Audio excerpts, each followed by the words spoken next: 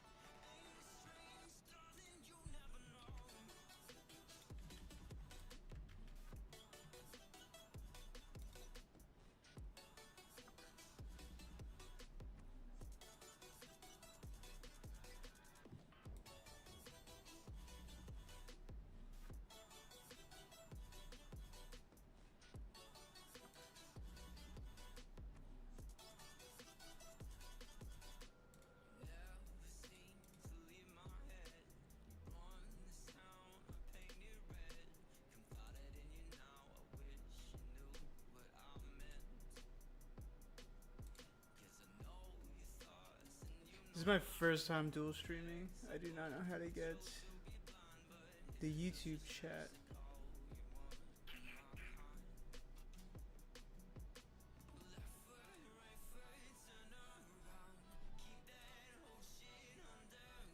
Oh shit.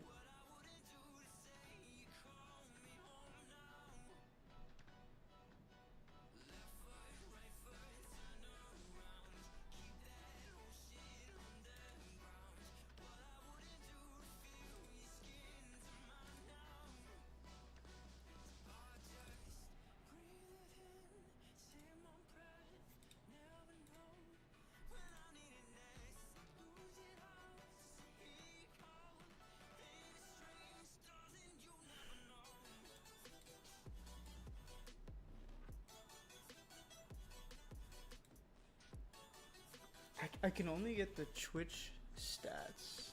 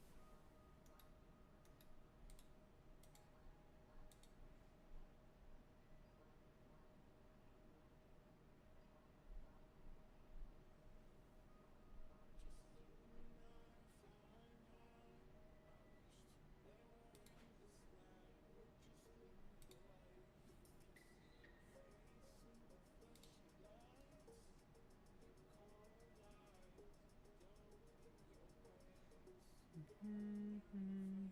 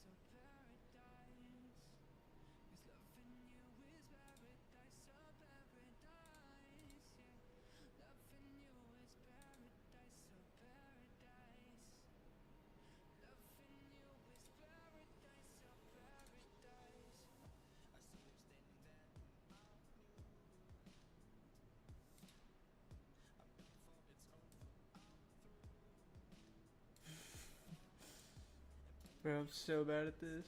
This is such a mess.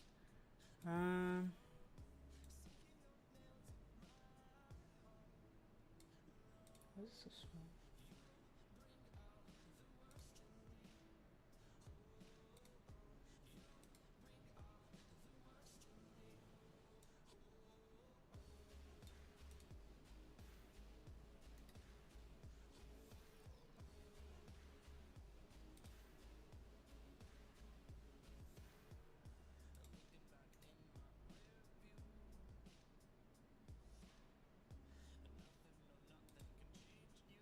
There we go. So I should name this 4.0.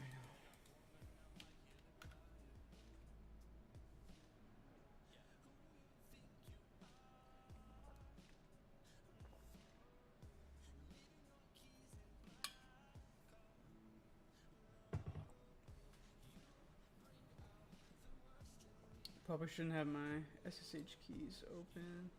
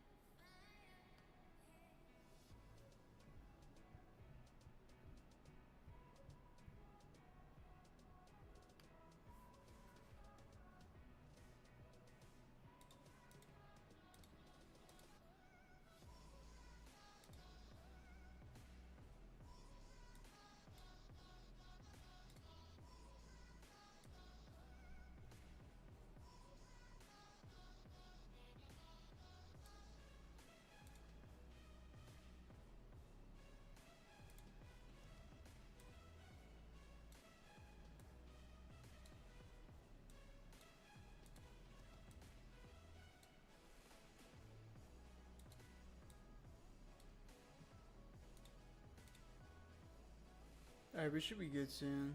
I think I got everything set up. This is so new to me. Okay.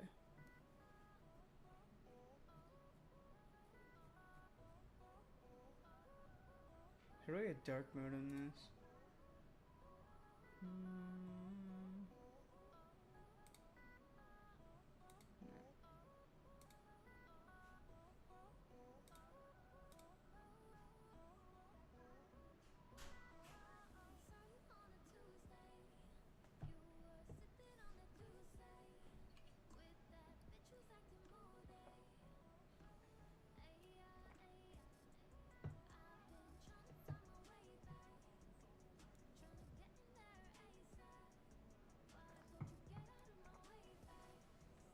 Alright, so the point of today's stream is to go back to working on my Chrome extension.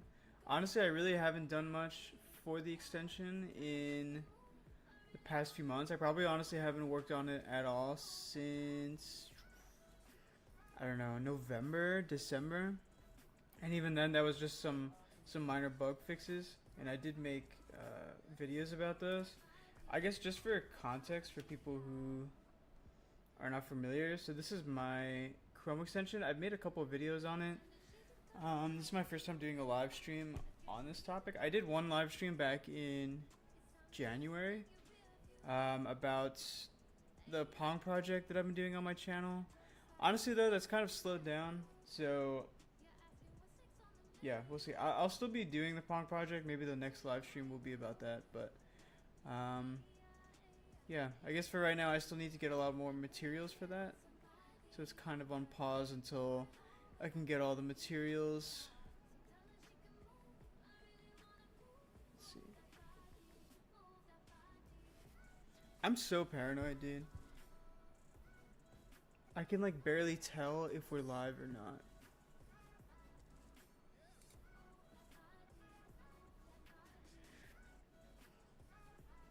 But I know you're supposed to pretend like you're live the whole time, even if you don't know what's happening. Okay, anyway, yeah, let's just get into this. So, to go over my current Chrome extension architecture, so I made this quick little diagram just to show how it works.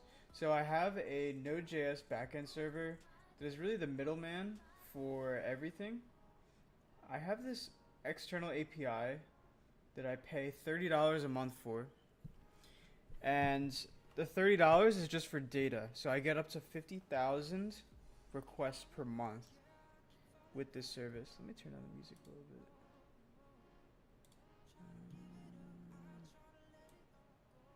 Can I turn this down?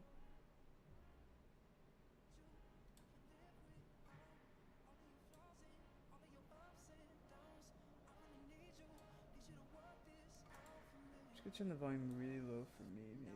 I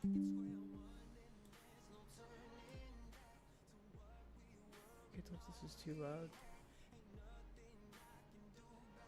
Okay. Okay. So the current architecture is I have an external API that I use through a platform called Rapid API. The API itself is called LiveScore. I can actually score. So this is a website that has scores for football, which I guess for Americans would be soccer.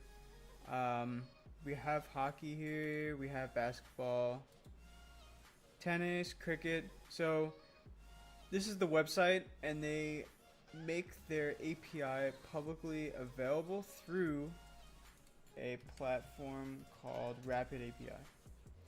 And so I have an account on Rapid API, and I pay $30 a month for access to LiveScore's API. And what I get in return is I get 50,000 requests per month to their API. This is enough for my use case. I probably go about 49,000 per month. So I'm almost at the limit, but I'm also there because I know that the limit is 50,000. So if I'm paying for 50,000 requests, I'm not going to use much less. I want to take advantage of all the money that I'm spending. I think if I really wanted to, I could probably get this down to 35,000 requests. The extension wouldn't update the scores as much, but it would still be functional, and I think it would still be a good product even if I got down. But there's no incentive because the free tier is, I believe, 500 requests per month, which is really not enough for my use case. I do more than that in like a few hours. So there's really no incentive to get the requests much lower than they are right now. But the plan that I have, and part of the reason why I'm doing this like 4.0 version of the application, is that I've been spending $30 a month on data, and then I've also been spending $7.20 per month on the cloud provider, which in this case is DigitalOcean. So I use DigitalOcean to host the Node.js server. So it's running on a VM, and that's $7. The data is $30. I've had this extension, I think, since like January 2022. So it's been $37 a month for quite a long time now. So, and this is on an application that doesn't make any money. This is just for fun. So I do want to make this free for me. So the architecture changes that I'm proposing right now, or at least I'm considering, would make it so that developing my Chrome extension would be completely free for me. Yeah. So let's start, I guess, from the client's point of view. So someone wants to use the Chrome extension. They come to Google Chrome, obviously. They download the extension. And let's say they open up the app. So let me open it up right here. So you open up the app, and what's happening in the my internet is probably not doing so hot with streaming, but yeah. So I open up the Chrome extension, and then what happens is a request is made to the Node.js server. The Node.js server. Oh wait, actually, I guess with the settings, you guys can't see me opening up the Chrome extension. Huh.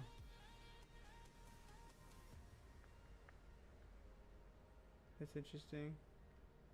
I have the browser on like window capture, and it's tied to the window, and I guess that the Chrome extension HTML is considered not part of the window.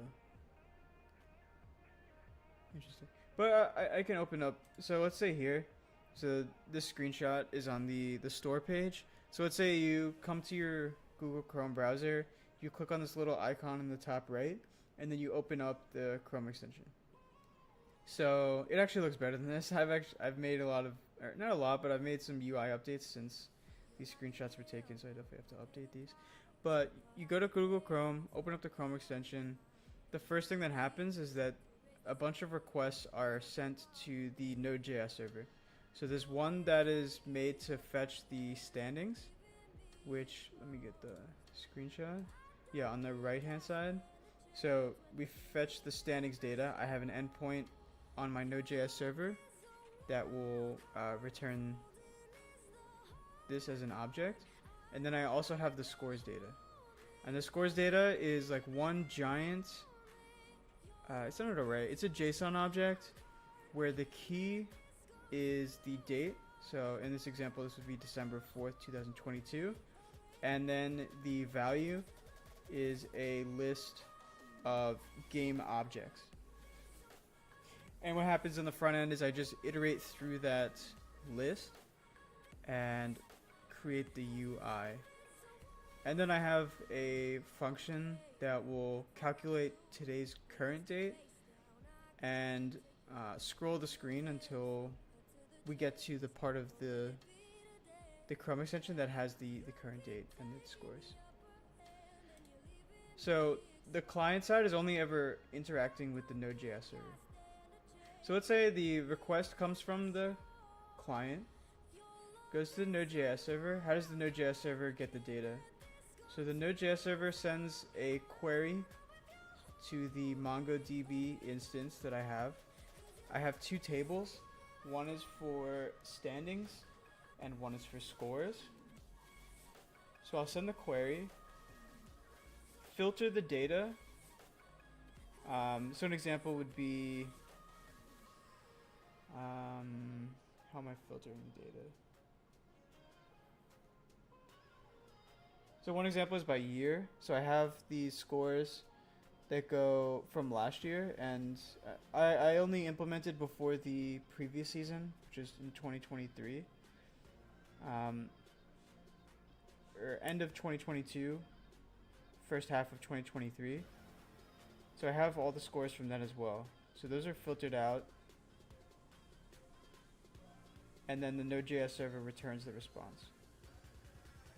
In a separate workstream, how the MongoDB database is being updated is that periodically, so I have cron jobs set up that will make requests to the external API, which in this case is LiveScore.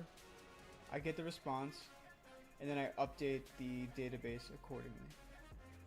So the full workflow is client sends a request to the Node.js server, Node.js server queries MongoDB, MongoDB returns the response, Node.js returns that response to the client. And then separate workstream is there a cron job set up that will update. There are cron job set up running within the Node.js server that will send requests to the external API. And then using the response, we will update the MongoDB database. I would say what's kind of hanging me up right now is that I'm paying $37 per month for this interaction, when honestly I really could just make these calls directly from the client to the external API. And we'll talk more about the changes on that side. So I guess if I read just what I wrote, currently there's a Node.js server that runs on a DigitalOcean droplet. This service exposes endpoints used by the front-end Chrome extension to fetch scores and standings data. When receiving a request, the Node.js service grabs data stored in the MongoDB database, filters the data, reformats it, and returns the data object in response. Yeah. So the proposed architecture and the changes that I want to make right now is I want to just make a call from the client to the external API, because there's a lot of work that is being done by the Node.js server that I really don't need. So an example would be the reformatting. I don't have to do that in the Node.js server. It does make it easier that from the front end, I just make a call to a service and the response is an object that's perfectly formatted for how I want to display it in the UI. But it's really not that hard to just move that reformatting to the client side. So the pros in this case, as I keep mentioning, is lower cost. I don't want to be spending the $37 a month. Next one would be less maintenance. Obviously, there's a lot less to maintain because I will no longer have a backend service. I won't have to worry about interacting with a cloud provider if there are issues with the cloud provider going down. If there's connectivity in my specific DigitalOcean droplet, I don't have to worry about that. And then same thing with the database. I don't have to maintain a database. There have been some times where when I had bugs in the past and then the data in the database would get corrupted and I had to manually update it. So I wouldn't have to do any of that anymore. And then the last one, which might be my favorite, is it's an excuse to rewrite my terrible code. So I wrote this a few years ago. I think the common saying in the software engineering community is that 6 months after you write your code, you realize how much it sucks. Some of this code was written 2 years ago and it has not been changed since then. Honestly, it even pains me just to look at it sometimes when I have to fix these bugs. So I'm kind of excited to rewrite most of it. I would say the front end is probably the simplest part, and that's where all of my changes will be going forward. I made the decision when I was writing it that I was only going to use vanilla JavaScript, which I'm actually still pretty happy with that decision. I could have gone the route of other Chrome extensions, which is using a front-end framework like Angular or React, but I decided to just use the vanilla JavaScript, and I really haven't had any problems. I just wanted to avoid having bloat in the Chrome extension. One of the things that I was paranoid about is that when you come to the Chrome web store, it tells you how big your each extension is. So in this case, it's 120 kilobytes. There's some big extensions, and honestly, there are some extensions where you download them and they actually slow down your browser significantly.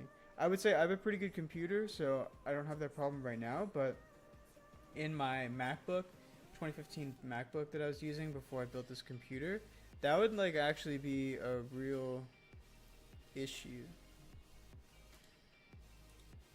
So yeah.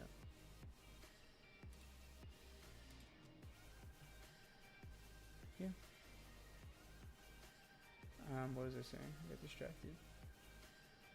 But yeah, so I really don't have a I don't have a reason to use React, Angular, etc.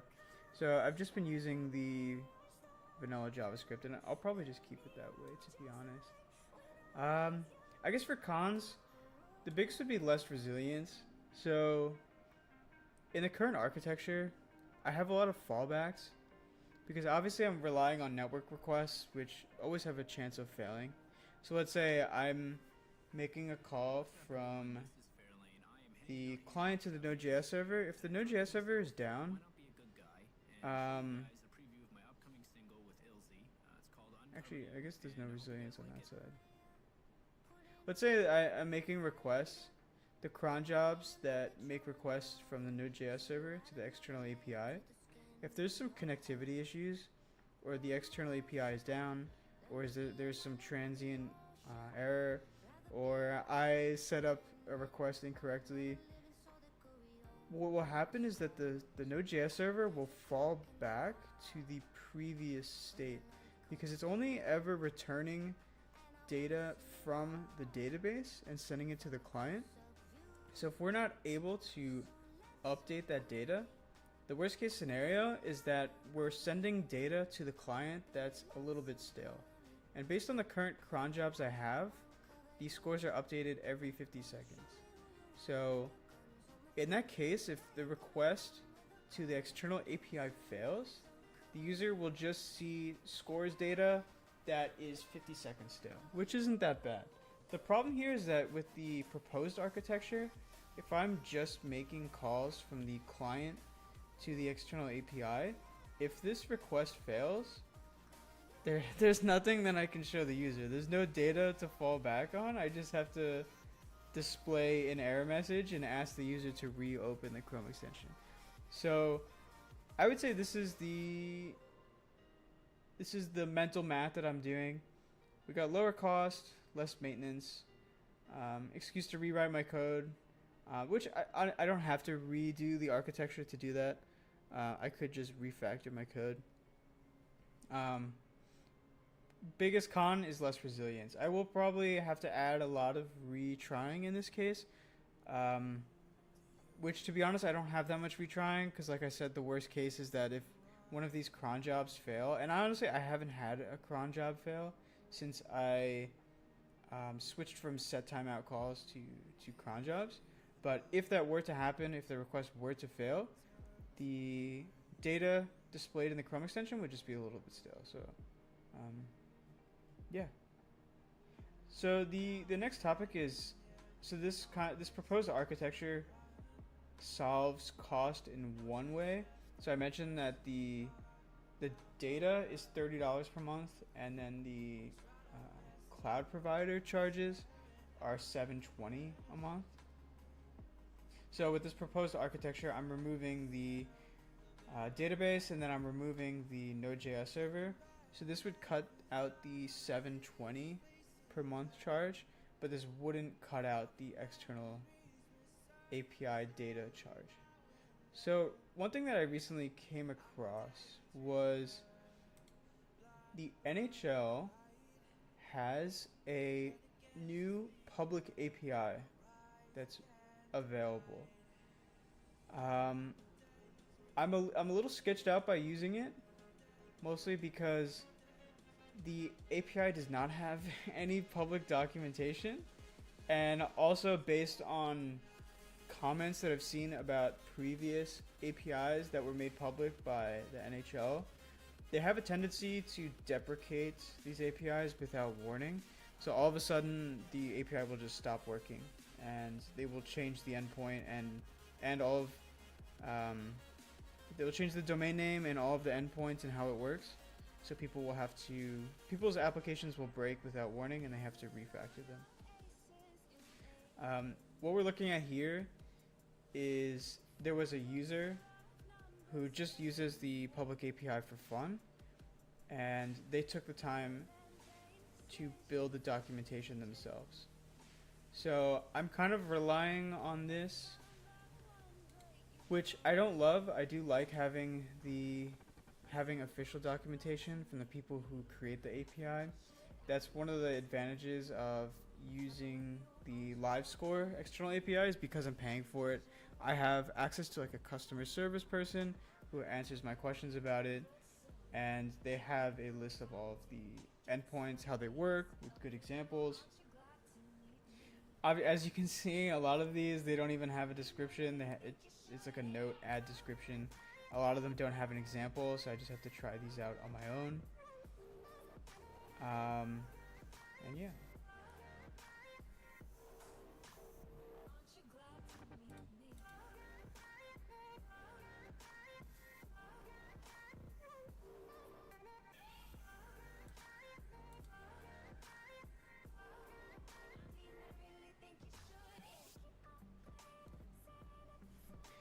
Yeah, I think I'm gonna leave it there today.